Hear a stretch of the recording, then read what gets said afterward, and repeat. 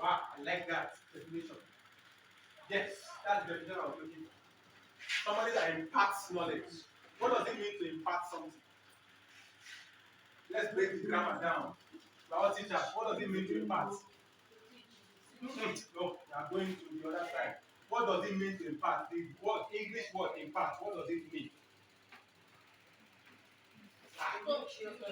Eh? No, that's still, we are trying to color it impart. Huh? No. There are some things the children don't even know at all. Forget education. Forget education. Forget teaching. Impart as an English word, what does it mean? To instill. Okay, that's coming close to instill. Yeah. To put something in. Make sure. To make sure it enters. To impart knowledge. May I shock you? That is the old definition of teaching, or who a teacher is. A teacher no longer imparts anything. Nothing.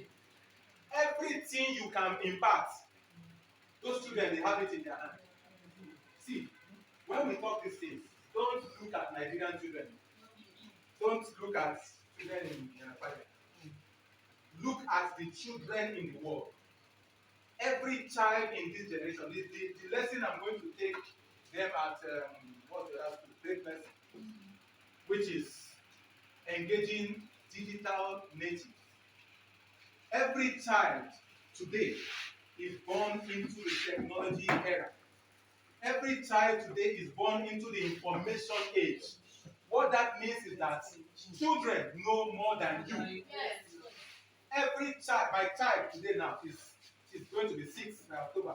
She has a tab. So she can Google information. In some schools, I've worked in a school where I work in Lekki as an administrator. Every child from primary 1 comes to school with a laptop. And there's internet. So if you say Obi is a boy, they will Google it to confirm whether Obi is truly a boy or a girl or a gay. So teachers no longer impart anything.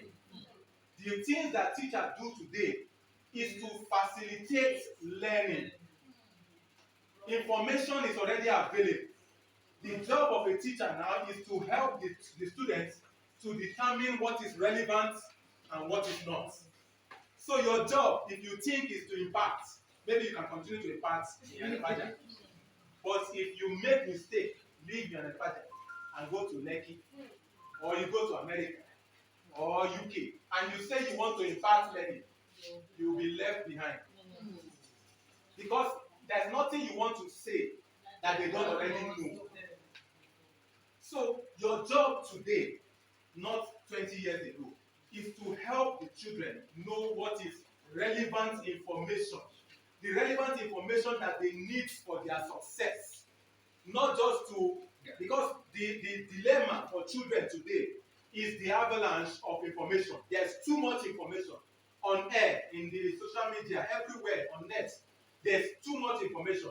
So which one do I need to succeed? That's where the children have, because their minds are still young. They don't know this. That is where you, as the adult in the room, come in. You help them to see through the information and decide this is what you need, this is what you don't need. You know that in the internet, children can get corrupted. They can also be empowered. So it is the duty of adults, teachers and parents inclusive, to help the children to navigate this treacherous world of the internet, to take what is relevant and drop what is not. That is the duty of teachers today. In the classroom, a technological savvy classroom, a classroom that is up to date with modern technology. Your job is to help the children navigate information, pick what is relevant and drop what is not. So that they don't just pick everything and have what we call information overload. Because that's what some children are going through. People who their parents have given them everything they want. Parents are not at home, they just give the children gadgets and they are all over the world. Teachers are still believing their job is to impart knowledge. So the children just get involved with all manner of vices and all stuff on the internet, believing that Maybe my daddy gave me, I can use it. So even my child who has a tab today, I have to regulate how she uses it. So if you leave them, they can sit on that thing from morning till night. But you have to cut it down. She has a younger one. You have to spend time with your younger one. You have to play with yourself. You have to engage. So these are the things that teachers need to come to terms with today. So most of us will at different times be able to identify varying poles from both sides of our brain. At different times, you will notice that the left brain, the right brain is, if you are attentive, you will notice when these things are happening. So they each have their own voice. Everything you do, both the right brain and the left brain, like we have said earlier, they make contribution. When one side of the brain is stimulated and conditioned to be dominant, it inevitably strong arms the other one to become a weaker and submissive side. So you can, like we have done in an educational setting, promote the left brain over the right brain. And then the right brain becomes like the weaker one, or like we say in the church, the weaker vessel. So, but you can make the two of them to work hand in hand. You can do that in your classroom. You can do that in the way you teach. You can also do so in your life. Don't just continue to do things in a particular way, believing that I am left brain or I am right brain. We have now seen that that is not true. We are both left brain and right brain. So you can either choose to promote one side over the other, making that other one the weaker side, or you can harness the contributions of both sides. Everything you do can be done better when you employ the services of both of them.